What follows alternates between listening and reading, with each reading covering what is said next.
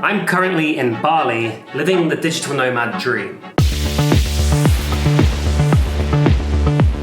It's basically paradise on earth here for remote workers, or at least it was once.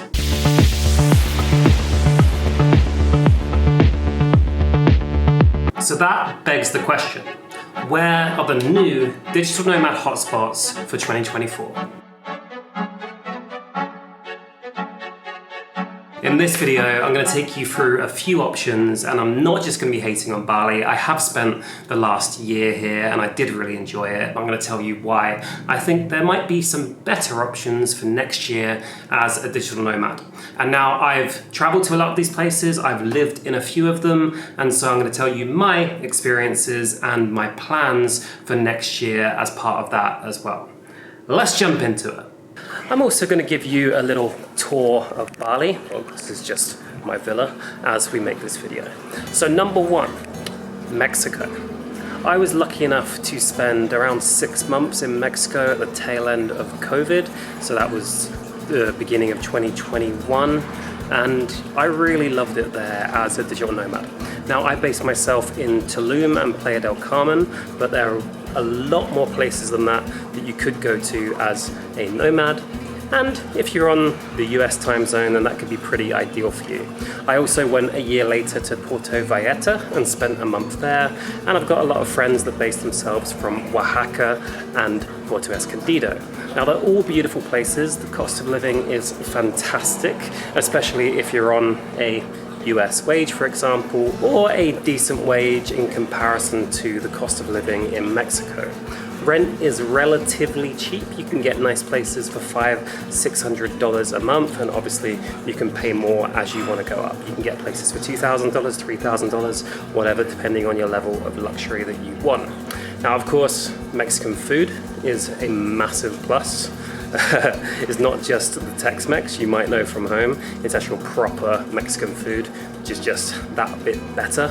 It has beautiful beaches, loads of culture, loads of interesting nature, and honestly, until you get there, I don't think you realize how much there is to do in Mexico and how much there is to see in Mexico, because it's so much bigger than I ever realized. It's a great place to be based. On a UK passport, I get 6 bumps. I think that's the same for a lot of nationalities. Really cool place to go and set up for a little while. Next one, Thailand.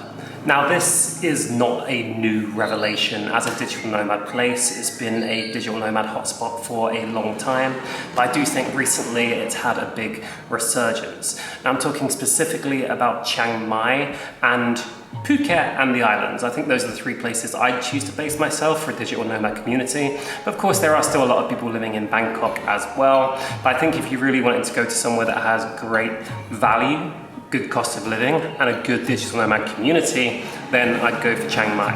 Just looking at the prices for monthly rentals on Airbnb, you can get some crazy nice condos for $500–600.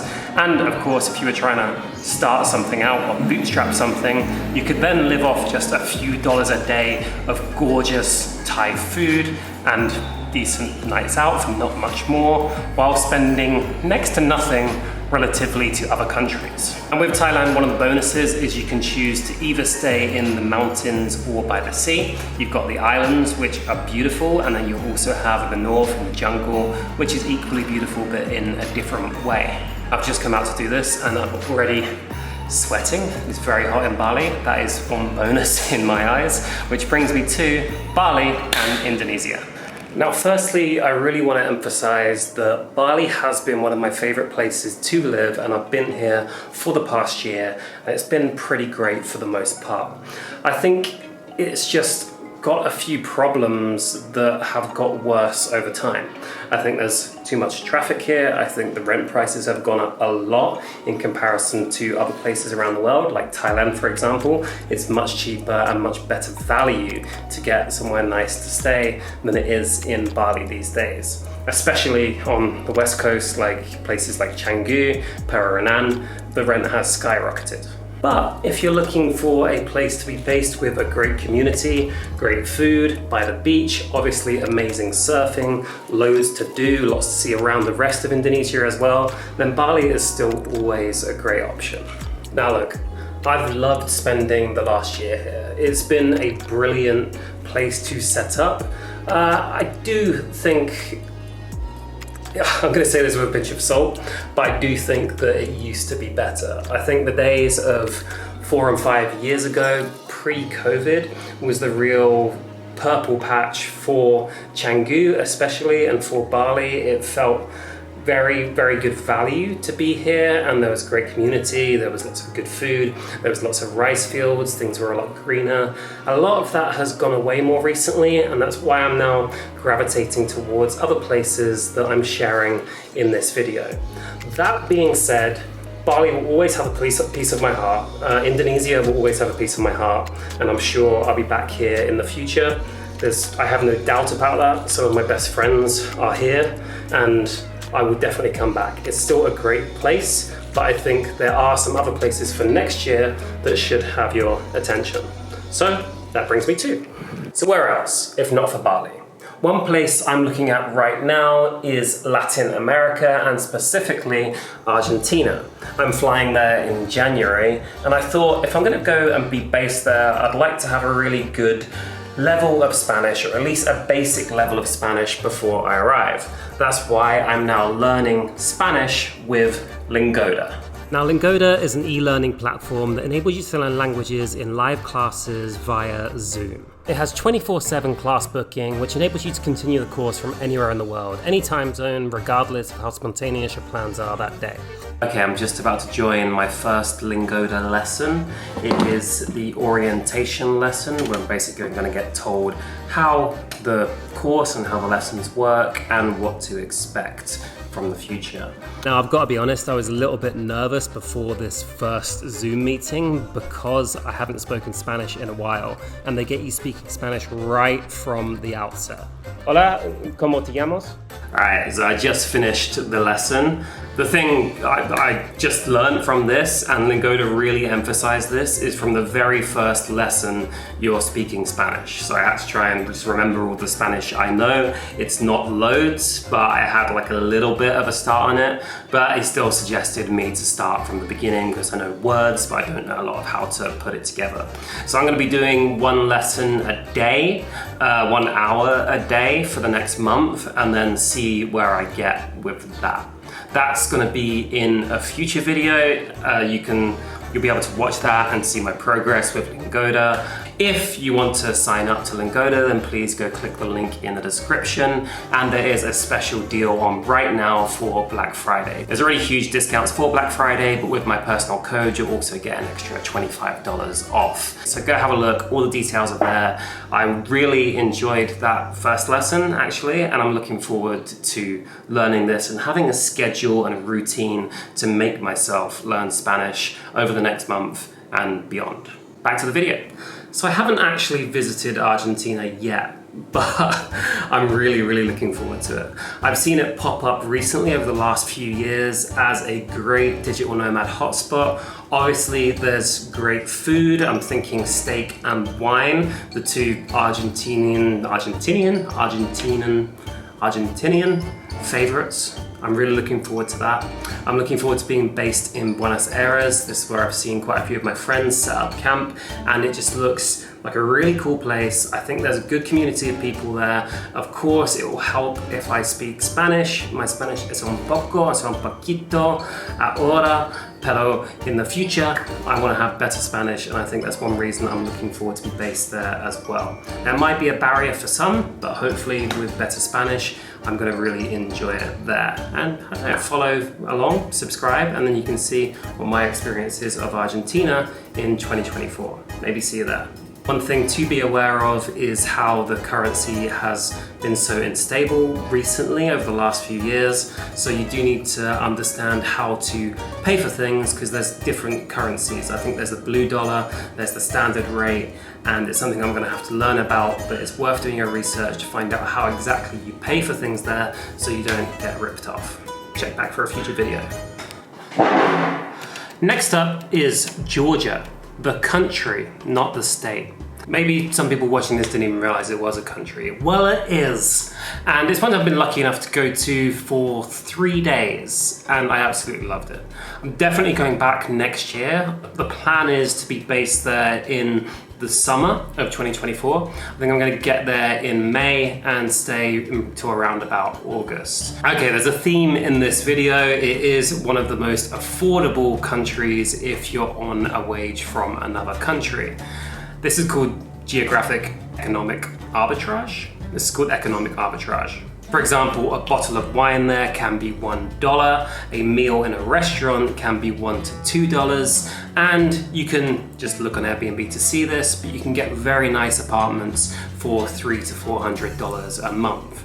It's got great internet, good infrastructure, it's got a rich history and culture, it feels very European, and there's lots of cool things to do there. It has the mountains in the north, it has the old cities, and it's also got a very, very welcoming and hospitable nature. This is all I experienced just in 3 days, so I'm really looking forward to spending more time there as well. The only downside of it more recently is that it doesn't have as many flight connections. You have to fly via Istanbul before you fly anywhere else. So it just makes the journey to there a little bit longer, but it's still not that difficult to get to, and the flights aren't that expensive. So I'm really looking forward to that. Again, follow along if you want to see what my experience is of living in Georgia as a digital nomad. The other side of it is they also have really favorable visa conditions. I think it's 6 months for UK citizens, I'd have to look, but I know it's quite easy to get a visa there as a digital nomad. Next up is Vietnam. Now again, an extremely low cost of living. That's why a lot of people are flocking to there. It's got a very fast growing economy, the infrastructure is being improved a lot, and it's really come up in the last couple of years as a great remote working hotspot. My favorites, having been there a few times, Hoi An, Da Nang, and out of the two major cities, Hanoi and Saigon, or Ho Chi Minh, I prefer Ho Chi Minh, which is the southern city. Of course, you have the food, Vietnamese food, the pho, and banh mi, amazing. Great nightlife, loads to see, loads of nature, loads of history. The only real downside I can think of, there is also a lot of traffic there, especially in the major cities. It could be difficult for some people if you're not used to that from Southeast Asia, and it's quite humid. But overall, a great option for anyone looking to base themselves somewhere in Asia. And this next one is the final place I'm looking at being based in 2024, and that is South Africa, specifically Cape Town. I was there for a month last year, was it? Yeah, in 2022. I really enjoyed it, and I'd love to go back and spend a few months there. I think the, again, cost of living is great. The food is really good. They have international cuisine all over Cape Town and all over South Africa. It has all the animals, it has the nature. Of course, it's got all the safari and game drives. It's also good enough proximity to other African countries like Namibia, Zimbabwe, Zambia, Botswana. They're all either a drive or a flight away. And South African people are some of the most welcoming and hospitable people I've ever met. It's not something I knew about South Africa before going there, but generally the level of hospitality you get is one of the best I've seen anywhere in the world. Another bonus is that English is widely spoken, and you'll be on the same time zone as a lot of Europe. Now, one problem to be aware of is the load shedding and the power cuts they have there. It's really unpredictable. You'll get told about a week before what the power cuts are going to be, but they do happen fairly consistently. Depending on where you live, you could be without power for up to 4 or 5 hours a day. Now, as long as you're aware of this, you can base your day around it. Just don't be at home trying to work on the Wi-Fi when there's planned power outages. Instead, be out and about. But it is something to be aware of. Of course, the crime and safety is another concern. I didn't feel unsafe at all while I was there, but it does still have a reputation of being unsafe and having violent crime. So if that's something that scares you, then it's definitely something that is worth looking into before you decide to go to South Africa. I wouldn't let that put you off. Personally, I didn't feel it, but obviously things do happen there. Next one, we're getting through these. Brazil. Another country I would say I technically haven't been to. Oh no, I technically have been to. I was there for about 6 hours. I did leave the airport. I crossed over the border from Colombia to Brazil. And I've just realized Colombia is not even on this list, but I would definitely recommend Colombia. I'll add that to the end. So yeah, I was like 6 hours on the border of Brazil to Colombia. It's a country I've always wanted to travel to. It's a country I've always wanted to go and be based in for a longer period of time, a month or more, and check out the digital nomad scene there. Now, of course, Rio is most famous, but I've also heard lots of good things about Pipa on the northern coast, I believe it is, Rio Grande do Norte. That I've seen very recently, a video about how that's becoming a big digital nomad scene. That's from Chris the Freelancer. Go and check out his video and you'll learn a lot about Pipa. Now, of course, it's a huge country, there's loads to see there, and I don't even know why I want to go there so much, but I do. You know what I mean? It has a rich and diverse culture, it has lots of new food to try, beautiful beaches, great nature again, and I'm told reliably good Wi-Fi. Of course, there might be a safety concern again, and maybe Portuguese is a language barrier, but why not use it as a great opportunity to learn some Portuguese and step outside your comfort zone. I'm also going to try and spend a month in Brazil next year. The schedule's already getting pretty busy, but I'm looking at Argentina first, Brazil, Georgia, South Africa. And that brings me to then the next one. I'm running out of camera angles, so this is a MySpace era mirror shot. Here we go. Turkey. Another affordable cost of living place. Honestly, it's a really cool country. I've had the pleasure of traveling around it a little bit. I've been to Antalya, I've been to Istanbul, and that's actually it. I just realized now. I've still got a lot more of Turkey to see. I'd love to go to Cappadocia, I'd like to go to Bodrum, and I'm sure there's a lot more places that I don't even realize that I would love to go and see as well. Now, Istanbul for me has been a great place to be based before, whenever it's just been a few weeks or for a month, because it has so many good connections to the rest of the world, specifically Middle East, Asia, and Africa. It's kind of the center of all of that. It's a really nice place to be based if you're traveling around there. Now, the internet there is fantastic. There's a good community of people being based there. And if I had to choose, there's two sides you could be based on, either the European or the Asian side. I like the Asian side personally. It is a little bit cheaper. It feels a little bit more authentic, because I'd say the European side, especially down by the river, feels a little bit more touristy. That's just my personal opinion. But really good place to check out, something to look at for 2024. Especially if you're going to be bouncing around that region. Right, let's kick it old school. Portugal.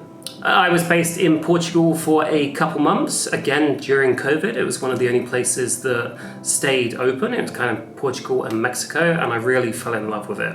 I was living in Lisbon at the time. Now I would say that's not as easily doable, because the cost to rent a place in Lisbon, I was staying in Alfama, have gone exponentially up. It really has become very expensive.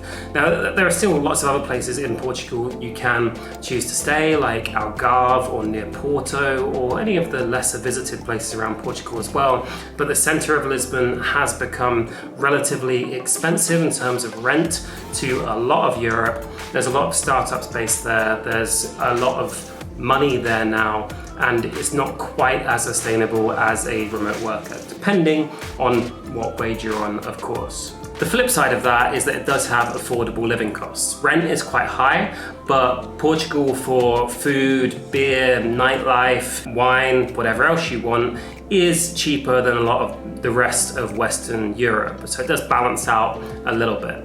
I love the culture. I love the fact that in Lisbon and Porto, you can see the sea and green open spaces in most of the city. That's one of my favorite things about it. I love the Portuguese relaxed way of life, and the coastline, like Ericeira, the surfing hotspots, all of that is beautiful as well. The climate is pretty great for Europe all year round. It's just a very nice place to be based. And the last one I'm gonna finish with is Colombia. I just added it to the list because I forgot it earlier, but I spent a couple months in Medellin at the beginning of 2022. Really enjoyed it as a city to be based, and also traveling around Colombia was pretty great as well. We went up to Santa Marta and traveled around the rainforest there. That was really cool. We went down to Leticia and got to spend a few days in the Amazon, hopping over to Peru and Brazil, seeing pink river dolphins, exploring the Amazon, staying on a beautiful, beautiful spot. It's just a very nice place to see. The cost of living, again, I'm bored of saying that word, is great in Colombia. There's a big digital nomad community of Americans, people from US that have moved there. And I think it's become equally as popular as Mexico for remote workers more recently. I can't say personally that the Colombian food is my favorite, but what it does have is fantastic international cuisine and fantastic nightlife, especially in Medellin. Hip place? Is it hip? Is it cool to say hip anymore? I don't know, but yeah, I'd say it's quite trendy. And it's definitely not cool to say trendy anymore. That is the end of my digital nomad list for 2024. A bit chaotic, because it was all mostly off the top of my head, just thinking about places I've been to, places I want to go to, places based on my last 9 years of traveling that have really stood out to me as digital nomad places that you feel welcome, digital nomad places that are reliably good for a few months at a time. I hope that makes sense. I hope that helps give some of you some ideas of where you might want to travel to or be based in 2024. I think there's definitely a couple places on those lists that would work for anyone. I do think they all have their own special, unique charm. I have loved being in Bali for the last 12 months, but I think now it's time for me to move on and, by the sounds of it, try some of Latin America and Georgia. For now, thank you for watching. If you want to see me travel to these places, if you want to learn more about them, then please subscribe. And also let me know where you're thinking of heading to for next year. If you're a remote worker, digital nomad, or just a general traveler. Whatever. Let me know. Hopefully that gives you some ideas of places to go. Thank you for watching, and I'll see you in the next one.